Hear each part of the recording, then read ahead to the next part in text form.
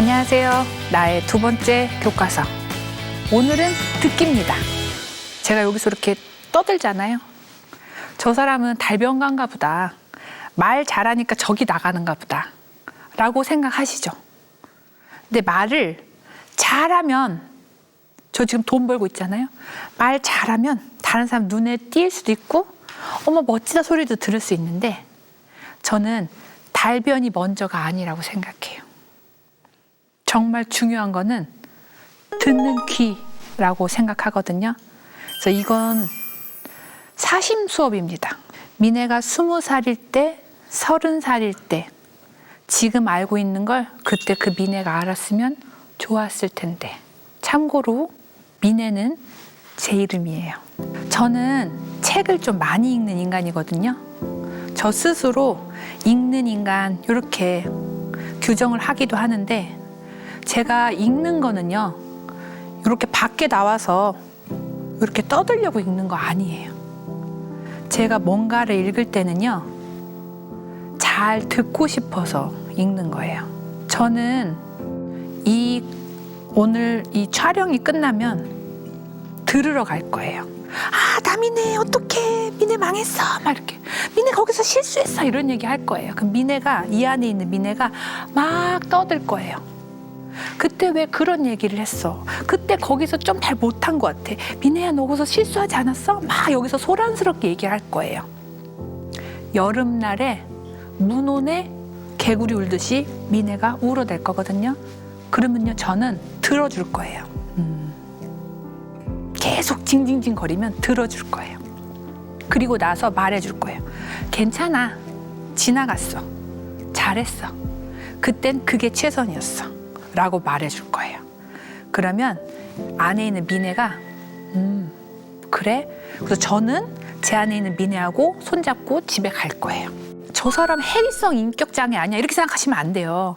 제 안에 막 12명의 또 다른 인격이 있고 그렇지는 않습니다. 저는 제 목소리를 듣는 게 사실 너무 오래 걸렸어요. 좋은 대학을 가야 돼 라는 다른 사람 목소리를 따라 살았어요. 실적을 내야 돼, 다른 사람 목소리를 따라다녔어요. 근데 점점점 내가 비는 거예요. 그래서 나는 내 목소리를 들어야 되는구나. 근데 세상에서 내 목소리가, 제 마음의 목소리가 제일 작게 들려요. 그 목소리를 듣기 위해서는 귀를 키워야 돼요. 저는 내 목소리 듣는 귀를 키우려고 남들이 한만 뭐라 해도 나는 그거 싫은데, 나는 그게 좋은데, 난 이렇게 살고 싶은데 라는 목소리를 들으려고 책을 읽어요.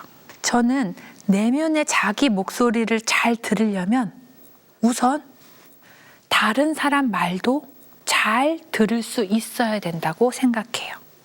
잘 듣는 게 100% 수용이 아니에요. 잘 듣는 건 핑퐁 같은 거예요. 듣고 갔다가 다시 오고 듣고, 이런 오고감과 소통과 해석의 듣기를 잘하고 싶어요. 우리는 학교 때, 학생일 때 듣기 안 배웠어요. 왜 안 배웠냐면 듣기는 형태가 없잖아요. 근데 생각해 보세요. 인간이 언어를 가지고 하는 4가지 활동, 듣기, 말하기, 읽기, 쓰기 순서예요.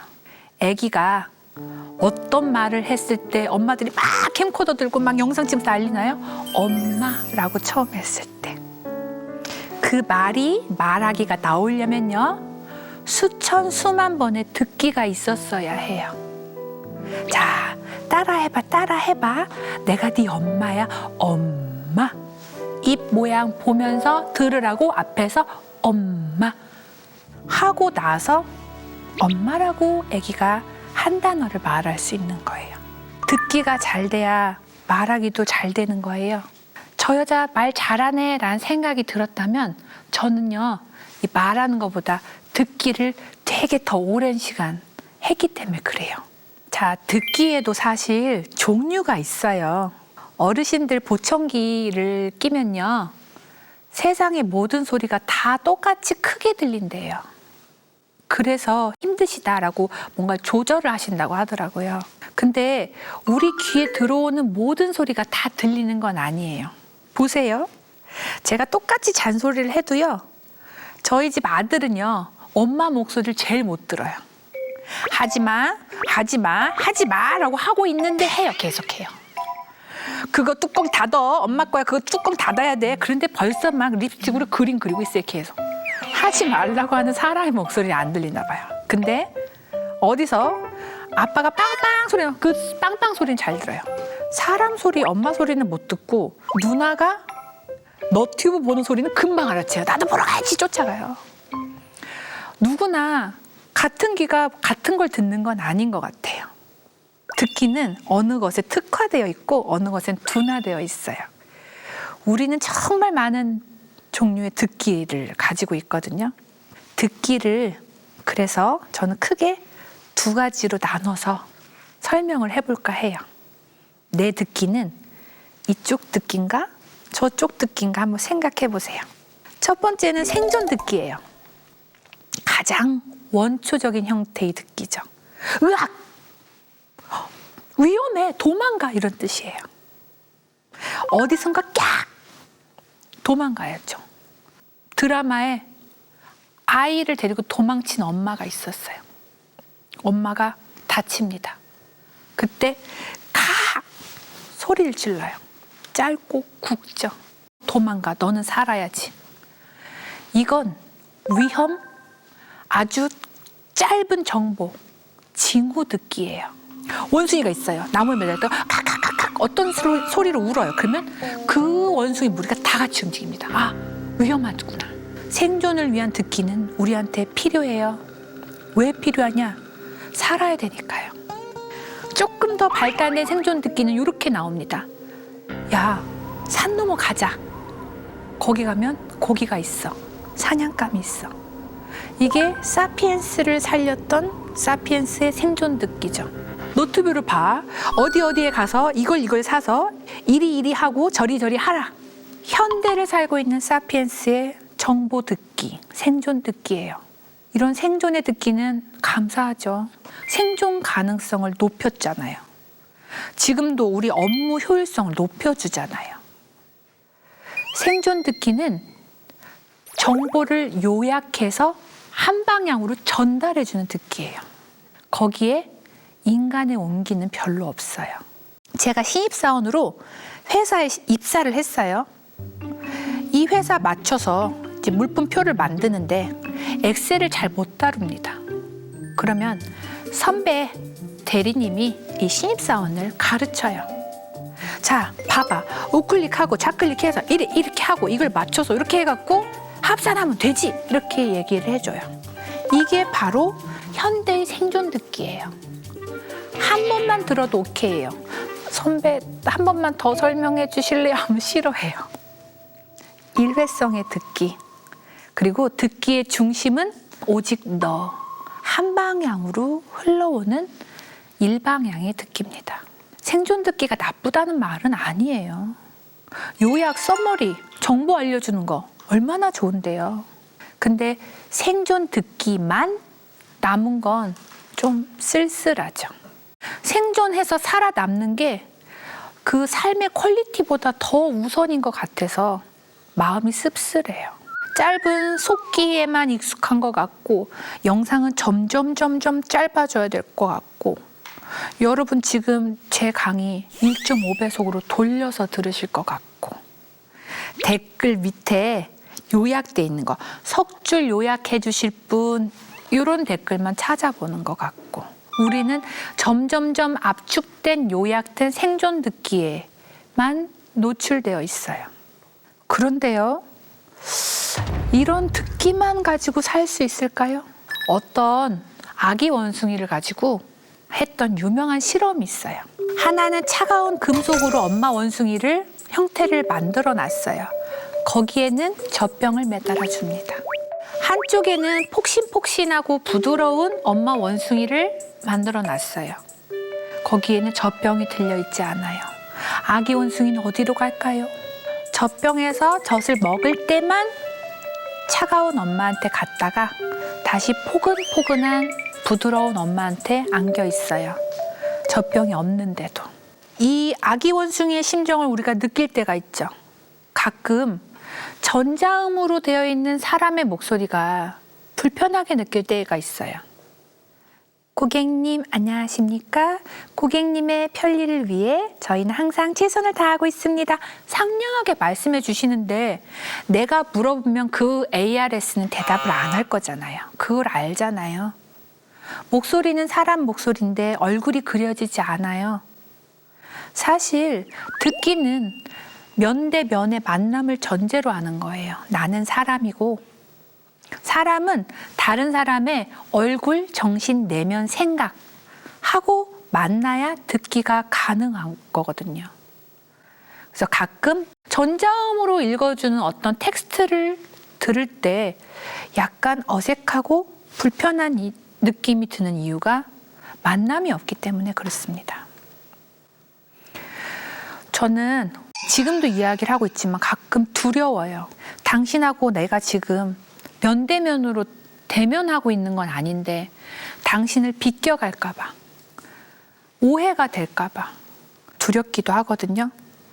싸움은 비대면의 어떤 상황에서 정말 많이 일어나요. 제가 아는 한 사업가 분이 계신데요.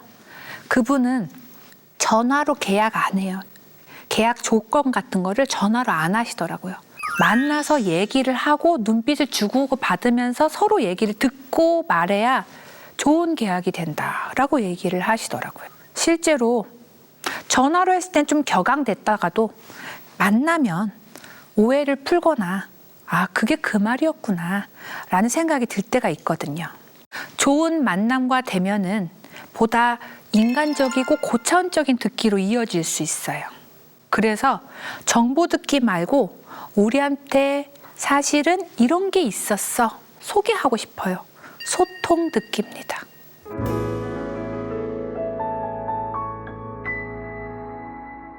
정보 듣기가 정보를 전달해주는 생존을 위한 생존 듣기라면 소통 듣기는 공감과 유대를 바탕으로 갔다가 다시 돌아와서 이어지는 우리의 듣기예요. 내가 선배한테 듣고 아 알았어 라고 끝나는 듣기가 아니라 나한테 왔다가 다시 당신한테 갔다가 다시 나한테 왔다 순환하는 듣기라고요. 이 순환하는 듣기의 예시로 한 소설 작품을 소개해 드릴게요. 이희영 작가의 페이스라는 소설이에요. 이 페이스에는 자기 얼굴을 보지 못하는 여자친구, 여학생이 등장합니다. 자기 얼굴만 안 보여요. 거울을 보면 어느 날은 얼굴이 이렇게 소용돌이처럼 뭉개져 보이고 어느 날은 얼굴이 점으로 도트가 있는 어떤 그림처럼 보이고 어느 날은 무지개처럼 알록달록해 보여요. 자기 얼굴을 자기가 볼 수 없어요. 이상한 설정으로 시작을 했죠. 근데 교실에서 이 여자 주인공이 이렇게 사물 앞에 서 있는데 같은 반 남학생이 농구공을 튀기다가 농구공이 탁 와서 여자친구가 사물함에 이마가 찢겨요. 여기를 꼬맵니다. 10바늘 정도. 놀라운 일이 생겨요.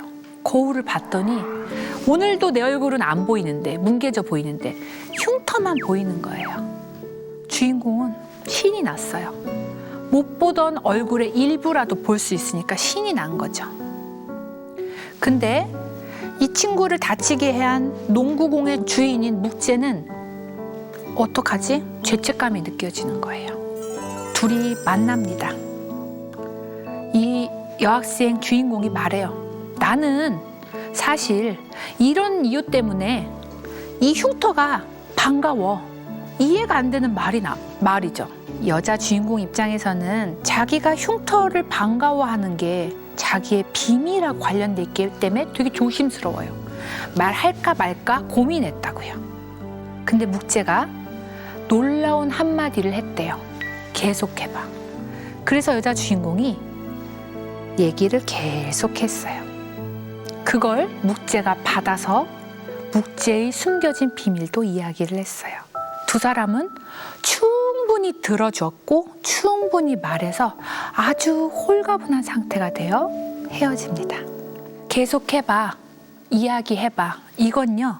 나는 경청할 준비가 되어 있어. 나는 너를 위해 귀와 마음을 준비했어. 이런 제스처입니다.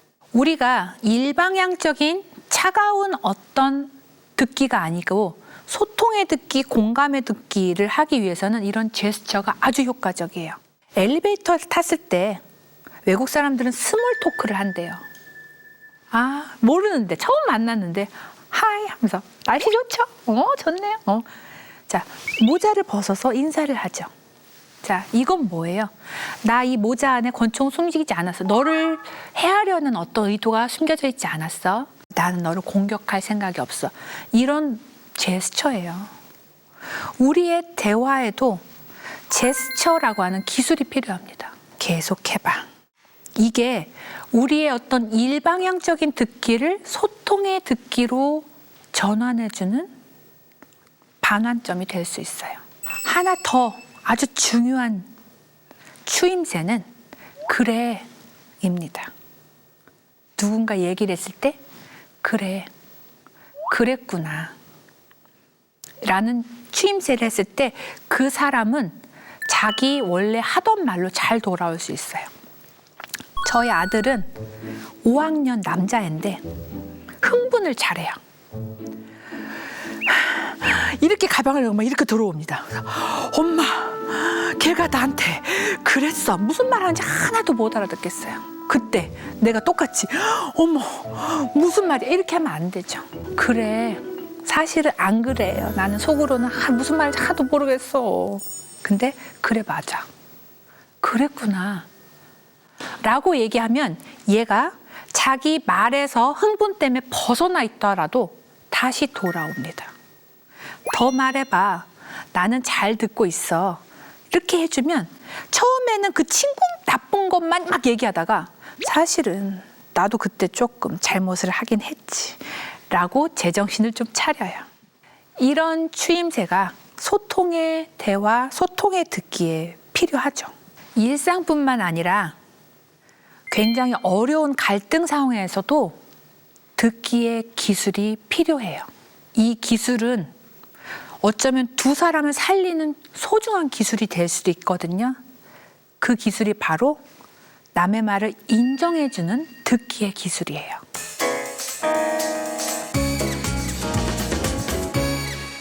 텔레비전에서 이런 이야기를 들은 적이 있어요. 한 여성이 부모님 때문에 힘들었나 봐요. 그래서 이 부모님한테 원망의 전화를 합니다. 엄마, 내가 엄마 때문에 얼마나 힘들었는지 알아? 내가 엄마 때문에 얼마나 죽고 싶었는지 알아?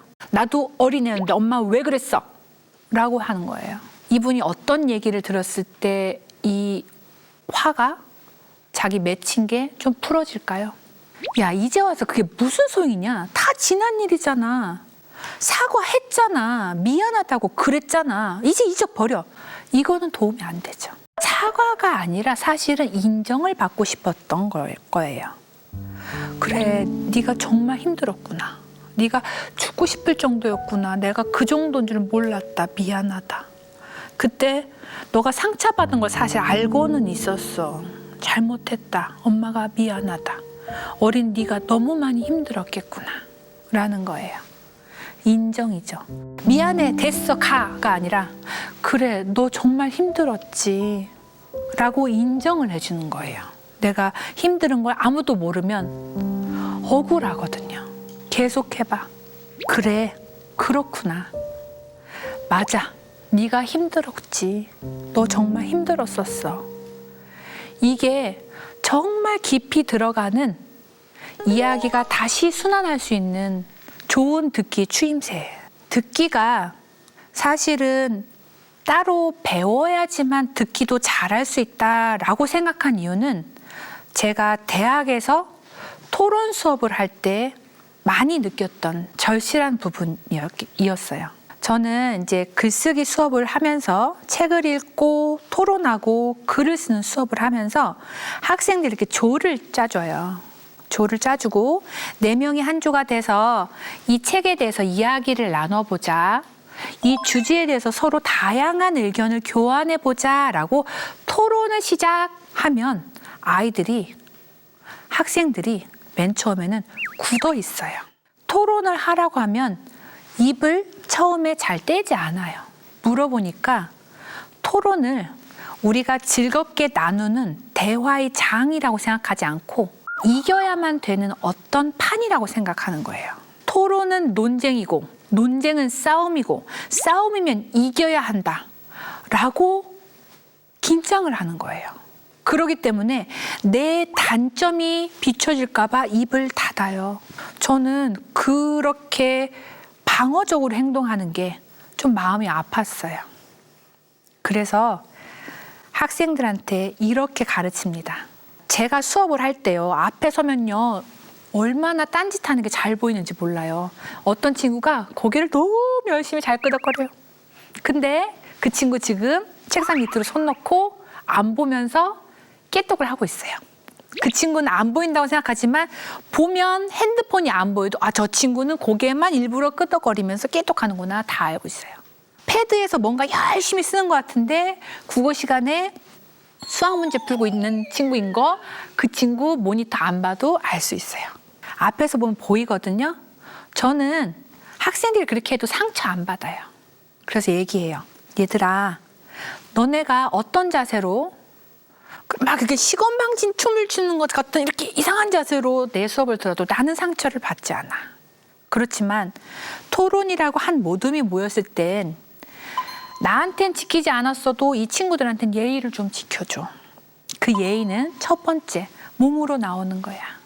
자, 앞에 사람이 있으면 그 사람을 이런 각도로 자세로 밀어내지 마. 그 사람을 향해서 기울여줘. 두 손을 나의 핸드폰을 위해서 쓰지 말고 그 사람을 위해서 책상에 놔주거나 펜을 잡고 그 사람의 말을 중요한 걸 요약을 해줘. 눈빛은 그 사람을 향해 바라봐줘. 눈과 눈을 마주치는 것이 너무 부담스럽다면 나의 눈이 다른 엄한 곳을 향하고 있지 않고 너를 향하고 있다. 네 옆을 향하고 있다. 라는 정도까지만이라도 해줘. 그 사람을 위해 배려를 해줘. 몸의 언어, 몸의 제스처도 듣기의 일부입니다.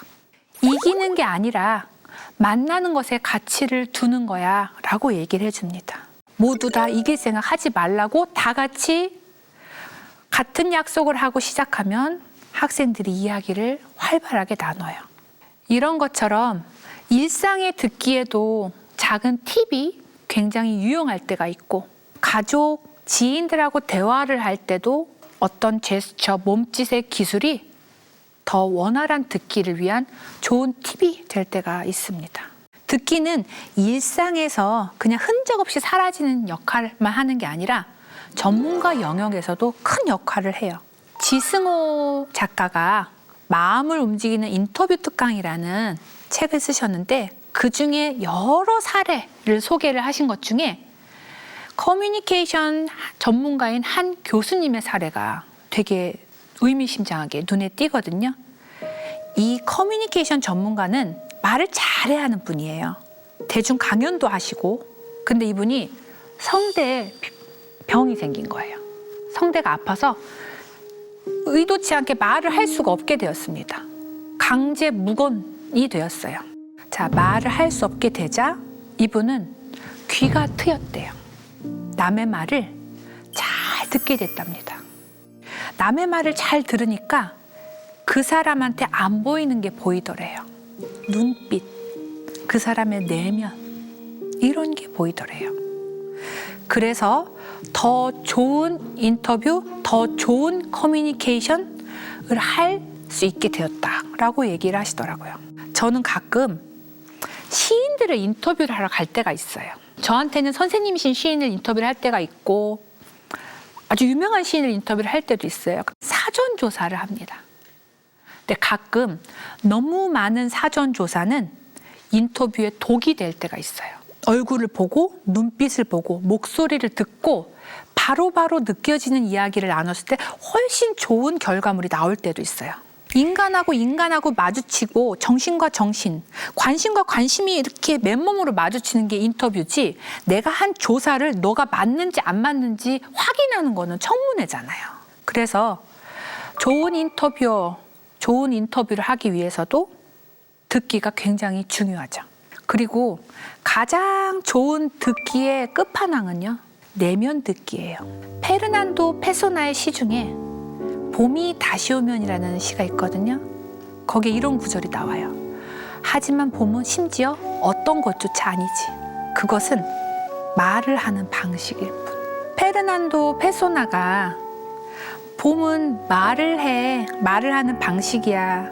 그러니까 다시 말해서 봄의 말을 잘 듣고 그거를 옮겨 놓은 게 바로 내 시야 라고 하는 거죠. 페르난도 페소나는 봄을 말로 읽었어요. 말로 들었어요. 봄이 하는 말을. 오, 너무 멋있지 않아요? 저도 세상이 나한테 하는 말을 듣고 싶어요. 뉴스가 지금 주식이 어떻게 됐어요? 라고 하는 그런 말이 아니라 잘 안 들리는 세상과 나의 좋은 관계를 맺는 그런 듣기를 하고 싶어요. 예전에 시라는 거는 노래였어요. 입에서 노래가 되어 흘러나오는 가사. 그리고 지금의 시는 읽는 시인데요. 어떤 이야기를 듣는 것 같은 느낌을 되게 강하게 주는 시가 있어요. 그게 바로 백석의 시입니다. 백석은요, 학자들이 이렇게 평가를 해요. 그 사람은 이미지를 불러내어 이야기를 시키는 사람이다. 수라라는 백석의 시가 있습니다. 수라는 거미라는 뜻이에요. 이거는 정말 시인데 한 편의 이야기예요. 그래서 이 시를 읽다 보면 백석이 옆에서 조곤조곤 이야기를 해주는 느낌이 들어요. 시인이 방에 이렇게 있는데 자그마한 거미가 하나 방바닥을 뿔뿔뿔 다니더래요. 그래서 무심코 얘를 집어서 문 밖으로 내보냈답니다. 그 다음에 조금 더 큰 거미가 내려왔대요. 아차 싶었던 거예요. 얘 아까 그 거미의 형인가 싶어서 얘도 잘 싸서 내보냈어요. 그런데 이번에 세 번째 거미를 발견하게 됩니다. 아주 적은 개미. 아래에서 갓 깨인 것처럼 그냥 다리가 아주 가늘은 개미. 조그만 개미가 왔어요. 이 개미에게 백석이 이런 생각을 붙입니다. 아까 그 발견했던 첫 번째 거미, 두 번째 거미는 엄마나 누나나 형이었는가 보다.